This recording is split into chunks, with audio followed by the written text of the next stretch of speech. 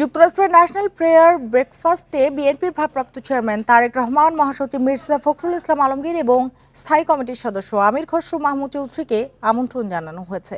শুক্রবার দেশটির নতুন প্রেসিডেন্ট ডোনাল্ড ট্রাম্পের পক্ষ থেকে তাদের অনুষ্ঠানে যোগ দেওয়ার আমন্ত্রণ জানানো হয়। বিএনপির প্রেস উইংয়ের পক্ষ থেকে আমন্ত্রণের বিষয়ে জানানো হয়েছে। মার্কিন কংগ্রেসের নেতৃত্বে আয়োজিত ন্যাশনাল প্রেয়ার ব্রেকফাস্ট অনুষ্ঠানটি আগামী ৫-৬ ফেব্রুয়ারি অনুষ্ঠিত হবে। ওয়াশিংটন ডিসিতে এই অনুষ্ঠান হবে বলে জানিয়েছে বিএনপির প্রেস উইং।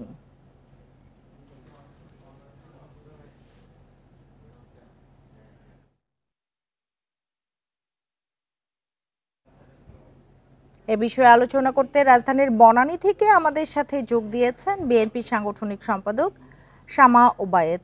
শামা ওবায়েদ, আপনাকে স্বাগত জানাচ্ছি ইন্ডিপেন্ডেন্ট টেলিভিশনে। যেটি জানতে চাই যে তারেক রহমানকে ডোনাল্ড ট্রাম্পের দাওয়াত দেওয়ার বিষয়টিকে আপনারা ঠিক কিভাবে দেখছেন? তিনি কবে নাগাদ যুক্তরাষ্ট্র যেতে পারেন? ধন্যবাদ আপনাকে। আমি প্রথমেই যুক্তরাষ্ট্রের এই নির্বাচনে রিপাবলিকান পার্টি থেকে ডোনাল্ড ট্রাম্প আবার প্রেসিডেন্ট নির্বাচিত হয়েছে, সেই জন্য বিএনপির পক্ষ থেকে ওনাকে শুভেচ্ছা জানাই। এখানে এই প্রেয়ার ব্রেকফাস্টই একটা বলতে গেলে একটা ট্রেডিশনের মতো প্রতি বছরই এটা হয়। বিভিন্ন ১০০-র অধিক দেশ থেকে বিভিন্ন দেশের রাষ্ট্রপ্রধানরা, রাজনৈতিক নেতৃবৃন্দরা, বিরোধী দলীয় নেতারা ইনভাইটেড হয়। সেই বাংলাদেশ জাতীয়তাবাদী দল অবশ্যই এই সাউথ এশিয়াতে অত্যন্ত গুরুত্বপূর্ণ একটি রাজনৈতিক দল। সেই হিসেবে ওনারা আমাদের ভারপ্রাপ্ত চেয়ারম্যান জনাব তারেক রহমান সাহেব, মাননীয় মহাসচিব এবং আমাদের স্থায়ী কমিটির সদস্য আমির খসরু মাহমুদ চৌধুরীকে ইনভাইট করেছেন। সেই জন্য আমরা অবশ্যই এটা একটা আমি মনে করি আমরা যখন বলি পিপল টু পিপল রিলেশনশিপ ডেমোক্রেসিতে, এই ডেমোক্রেসিতে এটা আরো বেশি মানে এই ডিপ্লোমেসির ক্ষেত্রে এবং দুই দেশের গণতন্ত্র শক্তিশালী করার ক্ষেত্রে আরো ভালো ভূমিকা রাখবে। জি, আপনি বলছিলেন যে দুই দেশের গণতন্ত্র প্রতিষ্ঠায় এটি ভালো ভূমিকা রাখবে। এই যে প্রেয়ার ব্রেকফাস্ট, যেটি জানতে যাচ্ছিলাম যে তারেক রহমান কবে নাগাদ যুক্তরাষ্ট্র যেতে পারেন, আপনারা কিছু জানতে পেরেছেন কিনা? আর কি আসলে এখান থেকে আশা করা যায়? না, আমন্ত্রণটা তো আসলো কেবল, সেটা তো আপনারা জানেন যে দেশনেত্রী বেগম খালেদা জিয়া ওনার চিকিৎসার জন্য লন্ডনে এই মুহূর্তে অবস্থান করছেন। সেই জন্য আমাদের ভারপ্রাপ্ত চেয়ারম্যান এবং ওনার সহধর্মিণী জোবায়দা রহমান অত্যন্ত ব্যস্ত সময় পার করছেন। তো ঠিক কখন যাবেন বা কিভাবে যাবেন সেটা এখনো আমাদের কাছে পরিষ্কার না। কিন্তু আমন্ত্রণটা যে এসছে সেটা যদি আমি একটা রাজনৈতিক ব্যাখ্যা বা একটা ডিপ্লোম্যাটিক ব্যাখ্যা দিতে চাই, সেটা আমি বলবো যে অবশ্যই এটা দুই দেশের মধ্যে দুই দেশের সম্পর্ক আরো বেশি শক্তিশালী করবে। আমাদের অবশ্যই আমেরিকার সাথে সবসময় একটি ভালো সম্পর্ক ছিল বাংলাদেশের, কারণ যুক্তরাষ্ট্রের সাথে আমাদের ট্রেড রিলেশন আছে। যুক্তরাষ্ট্র রোহিঙ্গা সমাধানে ওদের এইডের জন্য বিভিন্ন সময়ে হাজার হাজার কোটি ডলার এইড তারা দিয়েছে এবং দিয়ে যাচ্ছে। ইউএস এইডের মাধ্যমেও বিভিন্ন প্রজেক্ট কিন্তু বাংলাদেশে চলছে এই মুহূর্তে। তো আমি মনে করি ডোনাল্ড ট্রাম্প প্রেসিডেন্ট মানে যুক্তরাষ্ট্রের প্রেসিডেন্ট নির্বাচিত হওয়ার পরে এই সকল বিষয়গুলো আরো বেশি বাংলাদেশ এবং যুক্তরাষ্ট্র অত্যন্ত গুরুত্বের সহকারে দেখবে। এবং যেহেতু বাংলাদেশ জাতীয়তাবাদী দল একটি গুরুত্বপূর্ণ ভূমিকা পালন করে বাংলাদেশের উন্নয়নের ক্ষেত্রে, বিগত দিনেও করে এসছে, যখন বিএনপি বহুবার রাষ্ট্রের দায়িত্বে ছিল, সরকারের দায়িত্বে ছিল এবং ভবিষ্যতেও আসার ভালো সম্ভাবনা আছে। তো সেই ক্ষেত্রে আমি বলতে পারি যে বিএনপির এই দুই দেশের সম্পর্ক রক্ষায় এটি অনেকখানি ভূমিকা রাখবে। শামা ওবায়েদ, আপনাকে অনেক ধন্যবাদ আমাদের সময় দেওয়ার জন্য, আমাদের সাথে যোগ দেওয়ার জন্য। জাতীয় ঐক্যে ফাটল ধরানোর চেষ্টা সফল হবে না বলে মন্তব্য করেছেন বিএনপির মহাসচিব মির্জা ফখরুল ইসলাম আলমগীর। শনিবার রাজধানীর সোহরাওয়ার্দী উদ্যানে এবি পার্টির প্রথম কাউন্সিলে মন্তব্য করেন তিনি। এ সময় অর্থনৈতিক অবস্থা ও রাজনৈতিক পরিস্থিতি উন্নয়নের উপর জোর দেন মির্জা ফখরুল। প্রতিষ্ঠার ৫ বছর পর প্রথম কাউন্সিল করল আমার বাংলাদেশ পার্টি। কাউন্সিলে মুজিবুর রহমান মঞ্জুকে চেয়ারম্যান ও আসাদুজ্জামান ফুয়াদকে সাধারণ সম্পাদক নির্বাচিত করেন দলের কাউন্সিলররা। ফ্যাসিবাদ বিরোধী আন্দোলনের একটা পর্যায়ে আমি গ্রেফতার হয়েছিলাম। এবি পার্টির কাউন্সিলে যোগ দেন বিভিন্ন রাজনৈতিক দলের নেতারা। এ সময় তারা বিভিন্ন পণ্য ও সেবার উপর ভ্যাট বাড়ানো সহ অন্তর্বর্তী সরকারের বেশ কিছু কাজের সমালোচনা করেন। এত বড় সংকটের মধ্যে একটা সরকারি নির্দেশে যারা ১০০টা পণ্যের উপরে হঠাৎ করেই ট্যাক্স দিতে পারে, ভ্যাট দিতে পারে, তারা খুবই থিওরি দিয়ে চলে। বিশেষ অতিথির বক্তব্যে বিএনপি মহাসচিব মির্জা ফখরুল ইসলাম আলমগীর বলেন, দেশের অর্থনৈতিক অবস্থা ভালো না, রাজনৈতিক পরিস্থিতিও ভঙ্গুর। এ সময় জাতীয় ঐক্য নষ্টের ষড়যন্ত্র চলছে বলেও অভিযোগ করেন তিনি। এখানে আমাদের কোনো বিভেদ নেই, কিন্তু দুর্ভাগ্যক্রমে আমাদের দেশেরই কিছু মানুষ তারা আজকে বিভিন্নভাবে এই ঐক্যে তারা কিছু ফাটল ধরানোর চেষ্টা করছেন। আমি জানি সেই চেষ্টা সফল হবে না। আমরা অবশ্যই সম্মিলিতভাবে ঐক্যবদ্ধভাবে আমাদের যে লক্ষ্য সেই লক্ষ্যে আমরা পৌঁছতে সক্ষম হব। নির্বাচন ও সংস্কার নিয়ে ভুল ব্যাখ্যা দেয়া হচ্ছে বলেও মন্তব্য করেন বিএনপির মহাসচিব।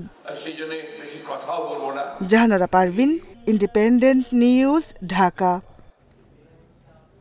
মানবাধিকার নয় বরং নিপীড়ন বিবেচনায় রেখে সাইবার সুরক্ষা আইন করছে অন্তর্বর্তী সরকার, এমন মন্তব্য করেছেন ভয়েস রিফর্মের সংগঠক শহীদুল আলম। একে ফ্যাসিবাদের আচরণের সঙ্গে তুলনা করেছেন তিনি। এই আইন নিয়ে অসন্তোষ জানিয়েছেন গণমাধ্যম সংস্কার কমিশনের প্রধানও। সকালে ডিআরইউতে এক আলোচনায় এসব কথা বলেন তারা। বিতর্কিত ডিজিটাল নিরাপত্তা আইন বা সাইবার সিকিউরিটি অ্যাক্টকে বাতিল করে সাইবার সুরক্ষা আইন করছে অন্তর্বর্তী সরকার। এ নিয়ে আলোচনার আয়োজন করে ভয়েস ফর রিফর্ম এবং ডিএসএ ভিকটিম নেটওয়ার্ক নামের দুটি সংগঠন। এতে অংশ নিয়ে নিজেদের হয়রানি ও নিপীড়নের অভিজ্ঞতা তুলে ধরেন ভুক্তভোগীরা। পরবর্তী প্রজন্মকে যে আমরা এই আইনটা বেঁধে দিচ্ছি, এই আইনটা একই জিনিস ধারাবাহিকভাবে বয়ে যাচ্ছে, তো এখানে আমাদের স্টপ করা উচিত আমার মনে হয়। আমরা মনে করি যে এই ধরনের আইনেরই দরকার নাই, আপনি প্রয়োজনে আপনার স্পেসিফিক যে ইস্যু ভিত্তিক আইনগুলো সেগুলোর পরিধি বাড়ান, সেগুলোকে আধুনিকায়ন করেন। সাইবার সুরক্ষা আইন নিয়ে অসন্তোষ জানিয়েছেন গণমাধ্যম সংস্কার কমিশনের প্রধান। এই আইন সরকার না নাগরিকের সুরক্ষায় করা হচ্ছে তা নিয়ে প্রশ্ন তোলেন তিনি। যারা রাইটস ডিফেন্ডার্স তারা এসে এমন একটা আইন যদি করেন যেটাতে রাইটস টেকেন অ্যাওয়ে হয়ে যাবে বা তার জন্য হ্যারাসড হবে, তাহলে সেটা তো খুবই দুর্ভাগ্যজনক, সেটা তো মেনে নেওয়া যাবে না। আমরা এই দাবিটা খুব জোরালোভাবে ওঠেনি, কিন্তু এই দাবিটা জোরালোভাবে ওঠা উচিত যে ডিজিটাল সিকিউরিটি অ্যাক্ট যেটা 7 দিনের মধ্যে বাতিল হবে বলেছিল, তারপর বহু 7 দিন চলে গেছে, এখনো কেন বাতিল হলো না। এ সময় আলোকচিত্রী শহীদুল আলম মন্তব্য করেন, নানা অপরাধে জড়িত আইনশৃঙ্খলা রক্ষাকারী বাহিনীর সদস্যদের ক্ষমতা বাড়াতে সাইবার সুরক্ষা আইন করা হচ্ছে। এখানে মানবাধিকারের লেন্স কিন্তু ব্যবহার করা হয়নি, জনগণের স্বার্থের লেন্স ব্যবহার করা হয়নি, নিপীড়ন কিভাবে করা যায় সেই লেন্স ব্যবহার করা হয়েছে। জনগণের দাবিতে এই সরকার এসছে, আমরা তো আশা করি তারা জনগণের লেন্স দিয়ে দেখবেন, এবং সেই জিনিস যদি যতক্ষণ না হয় সত্যিকার অর্থে পরিবর্তন হবে না। এখনো যদি ফ্যাসিবাদের লেন্স দিয়ে আমাদের দেখা হয়, সেই লেন্সের মাধ্যমেই যদি আইন তৈরি করা হয় এবং সেই লেন্সের মাধ্যমে দেশ চলে, তাহলে সত্যিকার অর্থে আমরা স্বাধীন হইনি। আলোচকরা অভিযোগ করেন, টেলিফোনে আড়ি পাতার সংস্থা এনটিএমসি বাতিল না করে আরও শক্তিশালী করা হচ্ছে। Shahadat Swapan, Independent News, Dhaka. TCB truck sale কর্মসূচি বন্ধ এবং শতাধিক পণ্য ও সেবার শুল্ক বৃদ্ধির সিদ্ধান্তের নিন্দা জানিয়েছে জাতীয় নাগরিক কমিটি ও নাগরিক ঐক্য। রাজধানীতে প্রতিবাদে মানববন্ধন ও সংবাদ সম্মেলন করে এ নিন্দা জানায় তারা। এসব কর্মসূচিতে শুল্ক বৃদ্ধির অধ্যাদেশ প্রত্যাহার এবং টিসিবি ট্রাকসেল কর্মসূচি চালুর দাবি জানানো হয়।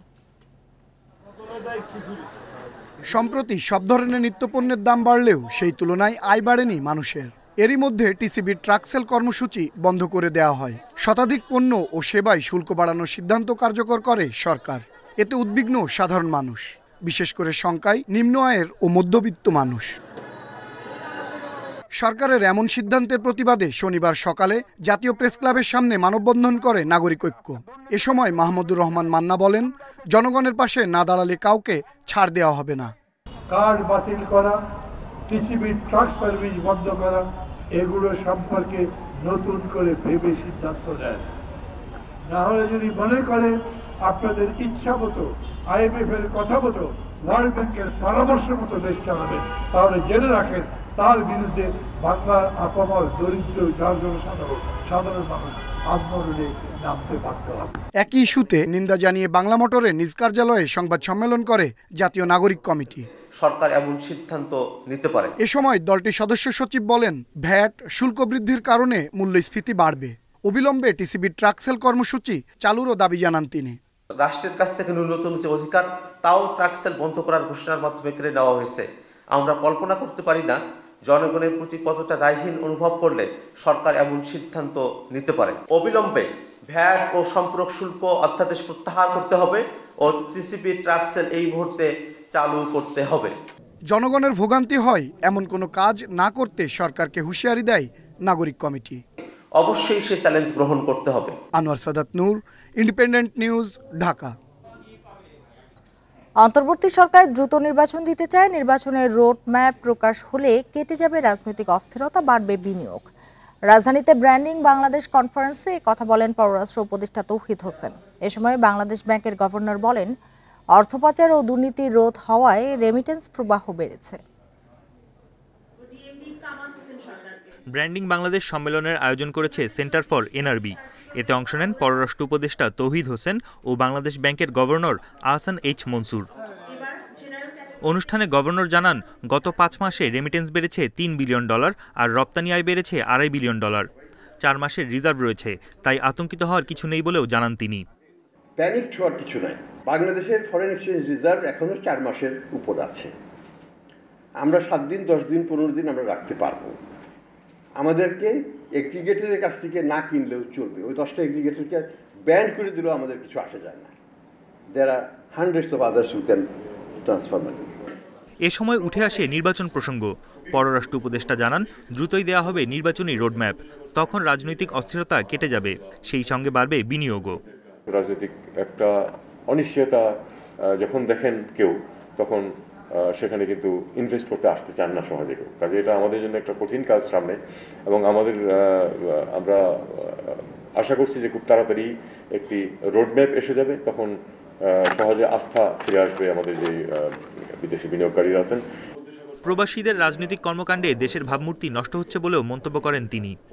আওয়ামী লীগ, বিএনপি এবং জামাত, জাতীয় পার্টি ক্ষেত্র বিশেষে তাদের সমস্ত বিশ্বের শাখা আছে, এবং তারা এই বাংলাদেশের এখানে রাজনীতিতে যেমন এই 2 দল বা 3 দল প্রচণ্ড শত্রু ভাবাপন্ন, একই রকম শত্রু ভাবাপন্ন আমাদের এক্সপেক্টেড যারা আছেন তাদের যে এই দলের যে ব্রাঞ্চগুলি আছে সেগুলো ব্যক্তি এবং দল ভিত্তিক হয় আমাদের যে রিয়াকশনগুলি। এটা আমাদের বিরাট ক্ষতি করছে আমাদের ইমেজের ক্ষেত্রে, আমাদের ব্র্যান্ডিংয়ের ক্ষেত্রে। বাংলাদেশের বিরুদ্ধে ভারতীয় গণমাধ্যমের অপপ্রচারের বিরুদ্ধে প্রবাসীদের সোচ্চার হওয়ার আহ্বান জানান উপদেষ্টা। এই অনিশ্চয়তা থেকে আমরা খুব শীঘ্রই মুক্ত পাবো বলে আমরা আশা করছি। বন ইবনে কামাল, ইন্ডিপেন্ডেন্ট নিউজ, ঢাকা। বিআরটিএর আচরণে ক্ষুব্ধ সড়ক পরিবহন উপদেষ্টা। কর্মকর্তা কর্মচারীরা সংশোধন না হলে প্রতিষ্ঠান বন্ধ করে দেওয়ার হুঁশিয়ারি দিয়েছেন তিনি। দুপুরে রাজধানীর বিআরটিএ ভবনে আলোচনা সভায় তিনি মন্তব্য করেন। বলেন, যানবাহনের ফিটনেস, লাইসেন্স ও যান্ত্রিক ত্রুটির কারণে দুর্ঘটনা ঘটলে দায় নিতে হবে বিআরটিএকে। প্রতিদিনই ঘটছে সড়ক দুর্ঘটনা। তদন্তে বেরিয়ে আসে চালকের লাইসেন্স নেই, ফিটনেস ছাড়া চলছে অনেক গাড়ি। এসবের পেছনে বিআরটিএর দায় দেখছেন দুর্ঘটনা বিশ্লেষকরা। তাদের অভিযোগ, যানবাহনের ফিটনেস নবায়ন, চালকদের লাইসেন্স, মালিকানা পরিবর্তন করতে বিআরটিএতে হয়রান হতে হয়। ঘুষ ছাড়া কোনো কাজ হয় না। সড়ক উপদেষ্টা বলেন, বিআরটিএতে কর্মকর্তা কর্মচারীদের এমন আচরণ সহ্য করা হবে না। সবাইকে শুধরে যাওয়ার জন্য সতর্ক করেন তিনি। Controller of Imports and Exports বলে একটা অফিস ছিল, খুব রমরমা অফিস ছিল। সেই অফিসটা এখন নাই। অফিসটা না থাকার কারণটা হলো যে ওরা মানুষকে যে সেবাটা দেওয়ার কথা সেটা দিতে পারে না, ফলে ওই অফিস আমরা বন্ধ করে দিই। তা আমরা এইটাও বলেছি যে বিআরটিএ যদি ওদের যদি পারফরমেন্সে যদি ইমপ্রুভমেন্ট না হয়, আমরা বিআরটিএ বন্ধ করে দেওয়ার কথা চিন্তা করব। তিনি আরো বলেন, যানবাহনের ত্রুটির কারণে দুর্ঘটনা ঘটলে দায় নিতে হবে বিআরটিএ-কে। সড়কের সমস্যার জন্য অভিযুক্ত হবেন প্রকৌশলী। ড্রাইভিং লাইসেন্স না থাকার কারণে যেসব অ্যাক্সিডেন্ট হবে সেগুলোর জন্য BRT officials will be responsible. এগুলোর দায়িত্ব তাদের উপর বর্তাবে এবং তাদের বিরুদ্ধে ব্যবস্থা নেওয়া হবে। তিনি বলেন, 3 মাসের মধ্যে সব সিটি কর্পোরেশনের সরকারি হাসপাতালে ড্রাইভারদের ডোপ টেস্ট করা হবে। যদি কোনো সুনির্দিষ্ট অভিযোগ থাকে। আল আমিন হোসেন, ইন্ডিপেন্ডেন্ট নিউজ, ঢাকা। আর এই ছিল এখনকার সংবাদ। ইন্ডিপেন্ডেন্ট টেলিভিশনের সব খবর আরো বিস্তারিত জানতে চোখ রাখুন ফেসবুক, ইউটিউব এবং এক্সে। ধন্যবাদ সবাইকে এতক্ষণ সাথে থাকার জন্য।